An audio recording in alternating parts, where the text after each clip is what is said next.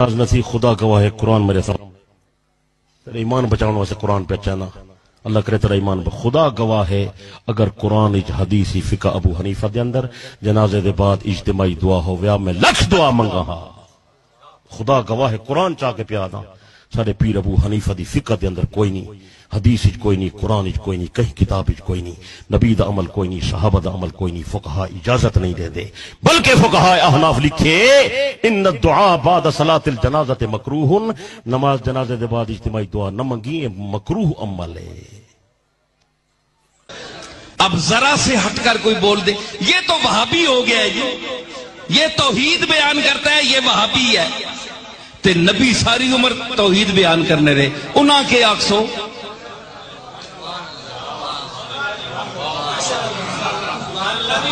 تے قرآن ساری توحید بیان کر رہا ہے اللہ کے آکسو اللہ ہے وہاب اللہ کیا ہے وہاب تو وہاب کا کیا معنی بنا جو وہاب والا ہے وہ بنا وہابی اے سنیو بھائی اہل سنت تسی بریلوی حضرات میرے تے فتوہ نہ لائے ہو میں صرف وہابی نہ میں نہ دس رہا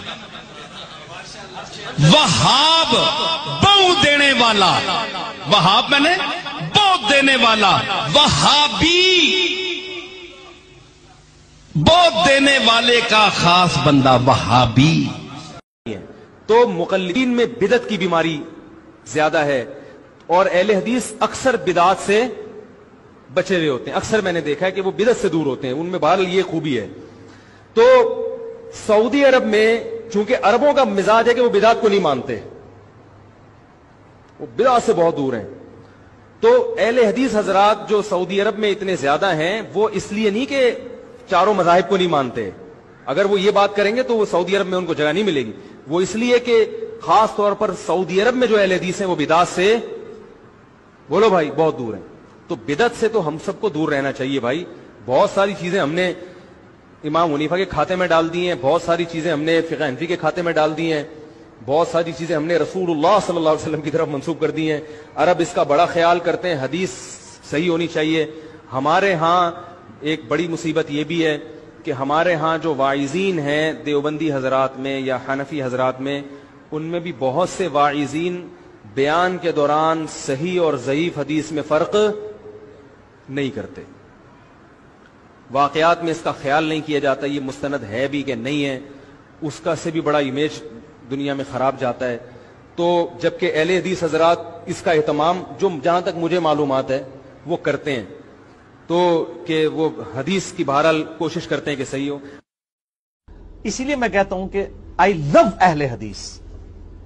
ابو آل اسکول آف تھاٹس میں اہل حدیث کو باقی تمام مکاتب فکر سے زیادہ محبوب رکھتا ہوں کہ جب ان کے سامنے دلائل رکھے جاتے ہیں فوراً رجوع کر لیتے ہیں کھل کے اہل بیت کا ذکر کرتے ہیں اہل بیت کو پسند کرتے ہیں محبت کرتے ہیں بلکہ بعض میں آپ سے کہوں کہ اہل حدیث کے ایک عالم ہمارے پاس آئے تقریر کر کے گئے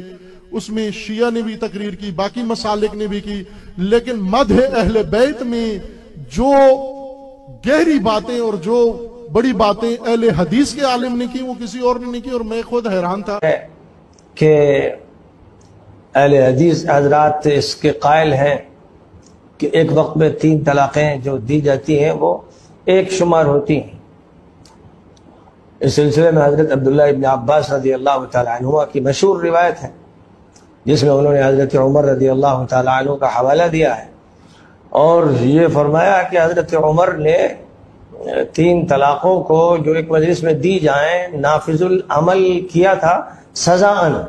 ان کے جو الفاظ ہیں ان سے یہ بات بالکل ظاہر ہے اور بڑی تفصیل کے ساتھ اس کو حضرت امام ابن تیمیہ رحمۃ اللہ علیہ نے بیان فرمایا ہے اور میں نے اس پر مختلف موقعوں پر گفتگو کی جس میں یہ بات واضح کی کہ حضرت عمر نے سزاً 3 طلاقوں کو جو ایک وقت میں دی جائیں نافذ کیا اور جس نے طلاق دی اس کو کوڑے مارے اور حضرت عبداللہ ابن عباس رضی اللہ تعالیٰ عنہ نے یہ بات بیان کی ہے کہ حضور صلی اللہ علیہ وسلم کے دور میں اور حضرت ابوبکر صدیق رضی اللہ تعالیٰ عنہ کے دور میں اور حضرت عمر کے بھی ابتدائی دور میں 3 طلاقیں جو ایک وقت میں دی جاتی تھی ایک شمار ہوتی تھی تو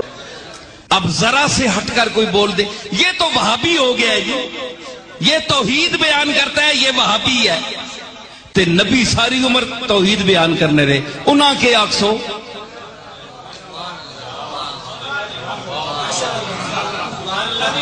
تے قرآن ساری توحید بیان کر رہا ہے اللہ کے آکسو اللہ ہے وہاب، اللہ کیا ہے وہاب، تو وہاب کا کیا معنی بنا؟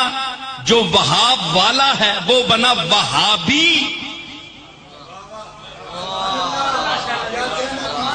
اے سنیو بھائی اہل سنت، تسی بریلوی حضرات میرے تے فتویٰ نہ لائے ہو، میں صرف وہابی نہ میں نہ دس رہا،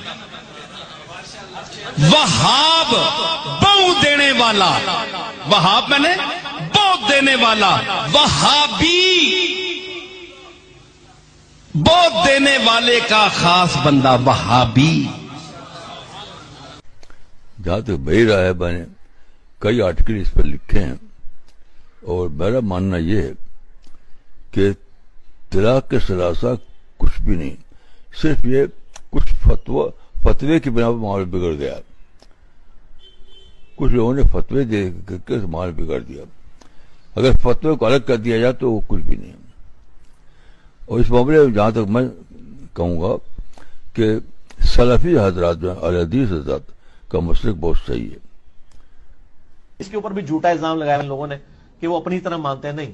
سر، اہل حدیث جس طرح نبی الاسلام کو مانتے ہیں نا اس طرح اور کوئی نہیں مانتا، کیونکہ آپ لوگوں نے تو لوگوں کے بنائے ہوئے امام بنائے ہوئے ہیں، اہل حدیث نے اس کو امام مانا ہوا ہے جس کو اللہ نے امام بنایا، ما ضل صاحبکم وما غوی۔ اہل حدیث کی آپ کے بزرگوں سے کوئی دشمنی نہیں ہے، وہ جو کچھ کہتے ہیں نبی الاسلام کی محبت میں کہتے ہیں، آپ ذرا ان کے قریب ہوں آپ کو پتہ چلے گا کہ اہل حدیث نے نبی الاسلام کو صحیح مانا ہے، باقی تو صرف نام کے ہی مان رہے ہیں، ٹھیک ہوگا۔ وأن نكون بين علماء الحديث وطلاب الحديث ذلك أن أهل الحديث هم آل النبي وهم أحبابه وأصحابه وإن لم يصحبوه في حياته لكنهم صحبوا سنته۔ ہمارے لیے بڑی مسرت کی بات ہے اور میرے لیے بہت خوشی کی بات ہے کہ میں آج ایسے لوگوں کے پاس ہوں جن کو اہل الحدیث کہا گیا ہے، اور اہل حدیث ہی اصل میں آل النبی ہیں اور اللہ کے رسول کے سچے محب ہیں۔ اللہ رب العزت ہمیں اس محبت کو برقرار رکھنے اور قیامت کے دن اپنے محبوب کے ساتھ جمع فرمائے۔ اہل الحدیث ہم اہل النبی صلی اللہ علیہ وآلہ وسلم، اہل الحدیث ہم احباب محمد صلی اللہ علیہ وآلہ وسلم، اہل الحدیث ہم احباب اللہ سبحانہ وتعالی، كفى بذلك شرفا وفخرا أنكم أهل الحديث۔ الإمام أحمد بن حنبل رحمه الله ورضي عنه سئل من هم أولياء الله،